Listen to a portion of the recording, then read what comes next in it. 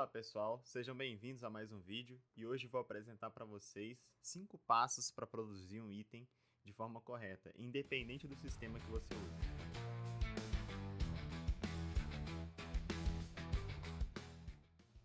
O quinto passo, que eu diria que é o começo para você produzir um item de forma correta, é a função dele. O que ele vai ser? Qual é a propriedade desse item? Ele é um item tecnológico? Qual é a função desse item tecnológico? Se for um item mágico, qual é a função desse item mágico? Que tipo de magia ele tem? Se ele vai dar vida, se ele vai dar força temporária, se ele vai proteger a pessoa. Então esse é o primeiro passo. Você tem que ter anotado especificamente, tá? Destrinchado, de forma super explicativa, qual é a função desse item. Então esse é o primeiro passo que você tem que fazer. O quarto passo que você tem que ter em mente é o propósito dele. Já que você já tem a função do item, qual é o propósito desse item? Ele é um item essencial ou ele é um item secundário? Se os players perderem esse item, o quão penalizados eles podem ser por perder esse item?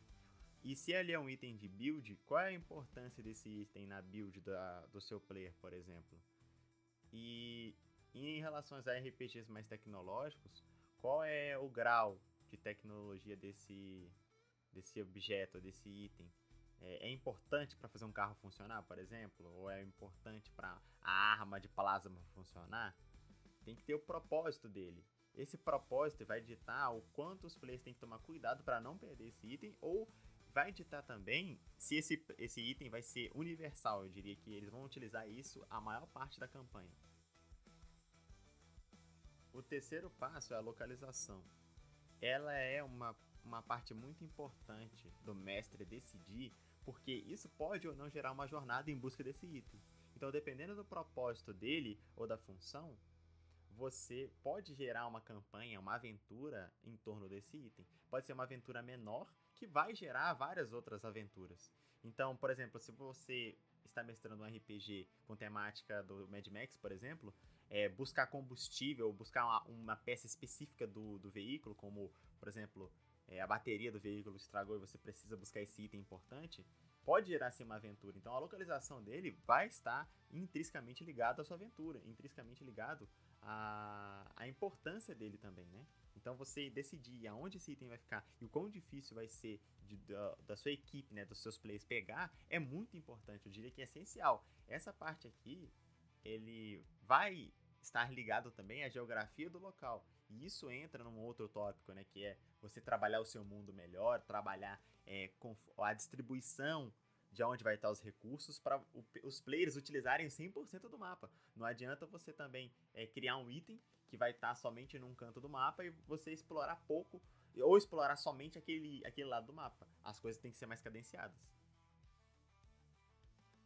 É claro que o segundo lugar vai ficar com a aparência. Não tem como eu colocar a aparência em primeiro ou menos que isso. Porque a aparência é aquilo que vai hypar e vai transformar o seu player em algo melhor. A aparência é o que chama a atenção. Se o item for feio, for muito feio, e ele não ter uma função agradável, o player vai odiar aquilo. Ele pode não falar, mas ele vai odiar. Agora, se você produzir um item com um propósito, uma função, colocar ele num lugar legal e ter uma aparência muito boa, seja ela, se for um RPG de horror, ele tem uma aparência horrenda, mas bonita, né? Então, ele ser bom e ser feio vai chamar completamente a atenção do player. Então, a aparência é decidida agora. Você vai decidir, tendo a função aonde ele vai ficar, você decide a aparência. Então, se é um machado numa região nórdica, ele tem que ter o machado ele vai ter uma aparência mais nórdica, mais viking, né? Se é uma espada europeia, então aí sim você vai ter que colocar uma aparência mais europeia, traços mais nesse sentido histórico. Se é um RPG futurista, ter um aparato tecnológico, ter uma aparência melhor, vai chamar atenção, né? Vai trazer o seu player pra dentro da história. Chamar a atenção dele, impactar ele visualmente, né? Que é o que a gente olha, a gente se sente atraído. Então, a aparência é dita muito, muito, muito mesmo. Então é muito importante você, nessa parte aqui, se dedicar ao máximo, usar o máximo da sua criatividade para criar um item que chama a atenção, tem que impactar, tem que chocar a pessoa, entendeu? Pô, se esse item é muito lindo, nossa, ele tá nessa localização, mas vai valer a pena. E é isso que você tem que fazer.